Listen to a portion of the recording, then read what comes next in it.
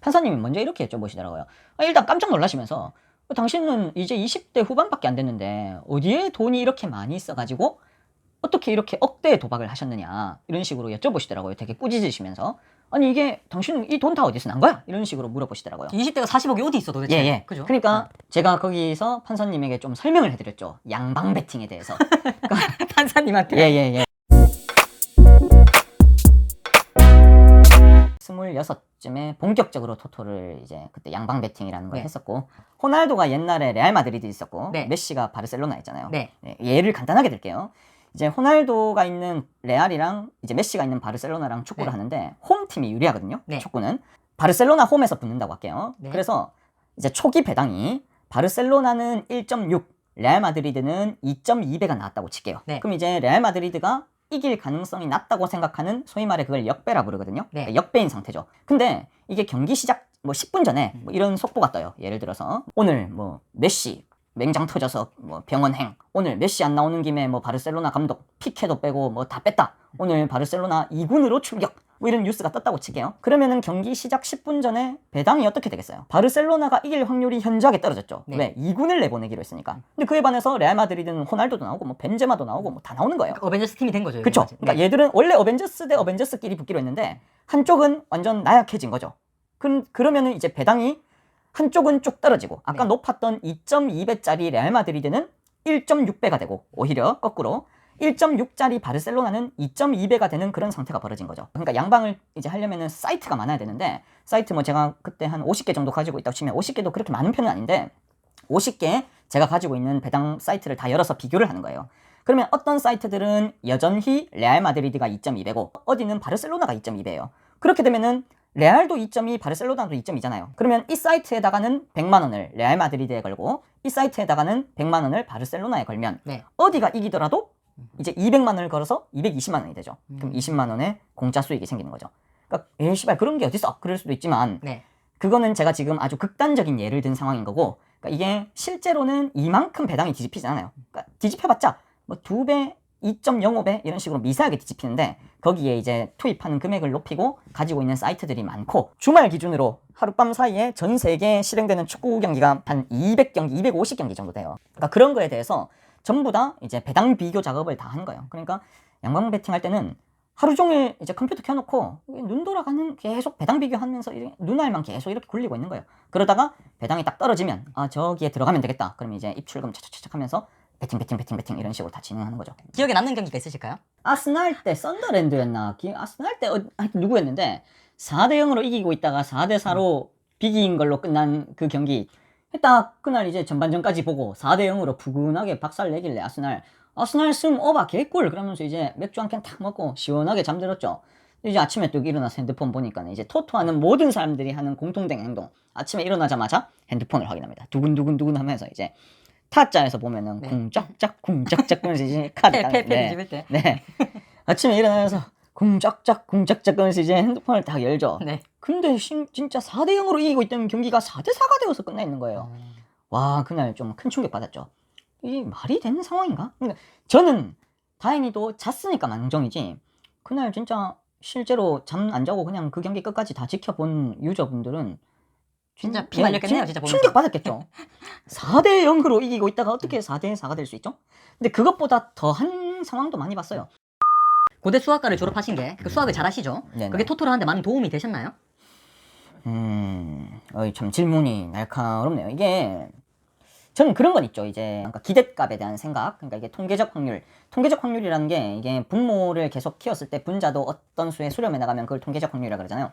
이런 베팅 방법을 계속해서 진행했을 때 이게 기대값이 양인 상황인지 기대값이 음인 상황인지를 이제 계산해서 판단하는 거는 제가 남들보다 훨씬 빠르죠. 그러니까 이 베팅을 계속 진행했을 때 지금은 잃더라도 계속하면 이게 결국은 양이 이제 숫자가 양수가 되는지 네. 아니면 이걸 하면 할수록 잃는 구조인지를 판단하는 거는 이제 제가 빠르긴 하죠. 그렇게 잘 나가시다가 갑자기 재판을 받게 됩니다. 그럼 토토 사이트가 적발이 되고 나서 토토 사이트들이 이용했던 계좌들이 경찰들이 확보를 할 거 아니에요. 계좌들을. 아, 그 DB를 가져간다? 예. 경찰에서 오라고 하면 그 네. 토쟁이 하는 사람들이 전부 다 순순히 경찰서에 가요?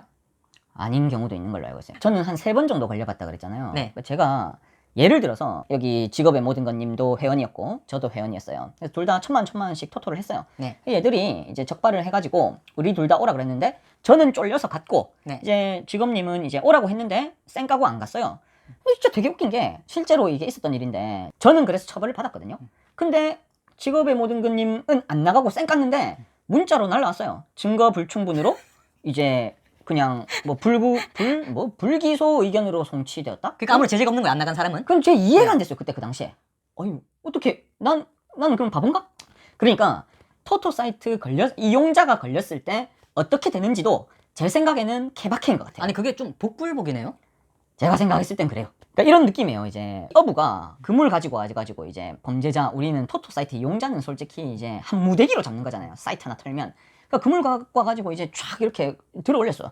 물고기가 막 한 800마리 정도 걸렸어요. 네. 와 오늘 만선이다 그러면서 그러잖아요. 물고기 막 걸리면 물고기 한 마리씩 막 파닥파닥 뛰어나가잖아요. 다시 네. 살겠다고 바다로. 네. 뛰어나가는 파닥파닥하는 물고기들은 안 잡는 것 같아요. 그 신경 안 쓰잖아요. 어차피 네네. 여기 많이 있으니까. 네네 800마리나 잡았는데 근데 뭐 예를 들어서 그물을 딱 했는데 뭐 한 30마리 걸려있어. 30마리 중에 한 마리가 막 도망가려고 그래요. 이거 뭐 이거 막 때려잡을 거 아니에요. 좀 약간 그런 게 느낌? 아닌가. 예, 예. 판사님이 먼저 이렇게 여쭤보시더라고요. 일단 깜짝 놀라시면서 당신은 이제 20대 후반밖에 안 됐는데 어디에 돈이 이렇게 많이 있어가지고 어떻게 이렇게 억대의 도박을 하셨느냐 이런 식으로 여쭤보시더라고요. 되게 꾸짖으시면서 아니 이게 당신은 이 돈 다 어디서 난 거야? 이런 식으로 물어보시더라고요. 20대가 40억이 어디 있어 도대체. 예. 그죠? 그러니까 제가 거기서 판사님에게 좀 설명을 해드렸죠. 양방 베팅에 대해서. 판사님한테. 예. 결과적으로 제가 집행유예 그때 나왔었어요. 판사님이 물어봤었어요. 그래 직업이 뭐예요? 그래, 대학생입니다. 그러길래 그럼 지금 뭐예요? 지금 방학 중입니다. 그러니까 판사님 웃으셨어요. 방학 중입니다라고 하니까. 어쨌든 그 도박해서 번 돈이잖아요. 네네. 그거 나라에 뺏기셨습니까? 도박으로 그 돈들을 많이 잃었고 또 제가 사기도 좀 시원하게 당한 지금 이미 사건 걸려 있는 것들이 좀 있거든요. 아니 그래서 네네. 그거 환수해갔나요 나라에서? 그거를 제가 그렇게 가져갔나요? 말씀을 드리니까 네. 이제 다 반영을 해주시더라고요. 이제 그 제가 그러니까, 돈 다 네. 잃었고 근데 잃었다는 것도 네. 증빙을 했죠. 이제 이런 식으로 토토하다가 다시 그만큼 땄지만 돈을 다 잃었습니다. 다 탕진했다고 하셨잖아요. 예. 그게 어떻게 탕진을 하신 거예요? 돈도 쉽게 벌어서 돈이 수중에 좀 있고 이제 사람 좋아하고 공짜 좋아하니까 네.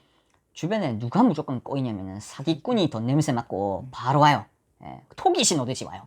그러니까 사기는 누가 당하냐면 저처럼 사람 좋아하고 공짜 좋아하면 바로 이게 사기 직방입니다. 그리고 주변에 돈도 좀 있어. 근데 그 돈을 또 심지어 쉽게 벌었어.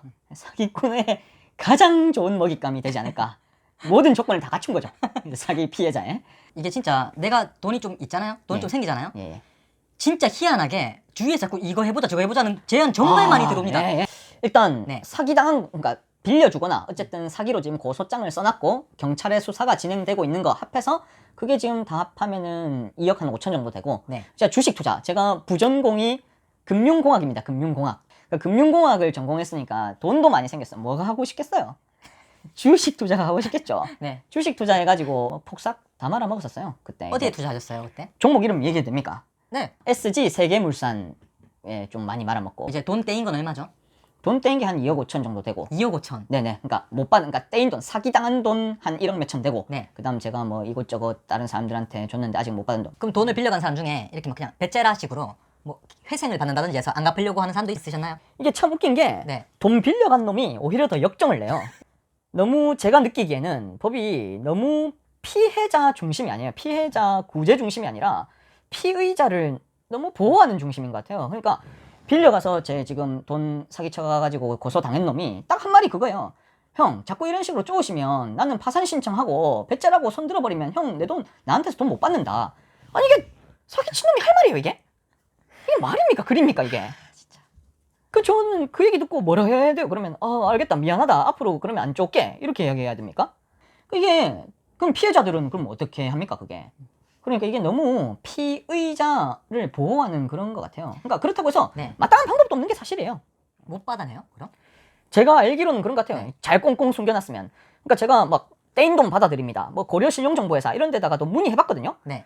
없으면 못 받아요. 근데 그러니까- 떼인 돈 받아드립니다. 네. 그것도 좀 허위 광고인 것 같아요. 못 받던데? 네네. 돈이라는 건 앉아서 주고 서서 받는다 이렇게 얘기하잖아요. 네네네. 앉아서 주고 무릎 꿇고 빌면서 받습니다. 맞아요, 그래도 맞아요. 못 받는 게 태반이에요. 네. 우리가 고민을 하는 건 돈은 있는데 주기 싫으니까 우리가 고민을 하는 거거든요. 그쵸. 그죠? 예를 들면 이런 거예요. 이재용 회장이 저한테 전화를 해서 삼성 회장이 저한테 전화해서 혜수 씨, 저 한 100억만 빌려주세요 이러면 제가 터무니없잖아요. 저 100억 없는데요. 못 빌려줘 이렇게 얘기를 할 거 아니에요. 죄책감도 없겠죠? 네. 없으니까. 네. 근데 친구가 저한테 전화해서 야 100만 원만 빌려줘라 하면 네. 고민이 생기죠. 그쵸. 100만 원이 있는데 주기는 싫으니까 고민을 하는 거거든요. 네. 그러니까 좀 이런 방법 썼으면 좋겠어요. 그냥 딱 전화 오면 그냥 메모차게 아 나 동거래 안 해. 뭐 나한테 그런 얘기 하지 마. 이렇다기보다는 그래 너 지금 급하구나. 근데 이거는 내가 혼자 결정할 수 있는 게 아니라서 아내랑 상의를 해보고 내가 다시 바로 전화를 줄게 하고 이제 야 얘기해봤는데 안 될 것 같다. 나도 용돈 받아 쓰는데 아 진짜 어떡하냐. 내가 근데 내가 한 용돈에서 한 30만 정도 내가 빌려줄 수 있을 것 같은데 어떡하냐. 이렇게 그것도 좋은 네. 방법이에요. 우리가 돈을 빌려주잖아요.